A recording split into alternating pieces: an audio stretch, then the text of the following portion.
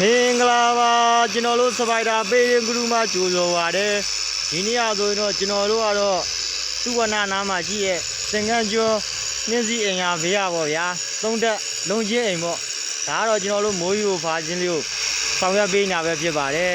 အခုဆိုရင်တော့အပြင်နေရန်တွေကိုကျွန်တော်တို့စပိုက်တာဖွဲ့ရတော့ဆက်နဲ့စားပြီးတော့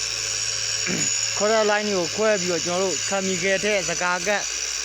ဒီသားသေးသုံးမှာပဲဖြစ်ပါတယ်အဲ့ပေါ်ကိုကျွန်တော်တို့ကပတိရိုက်စေးသုံးပြန်လဲပြုပြင်ပေးမှာပဲဖြစ်ပါတယ်ဒါလေးကတော့ကျွန်တော်တို့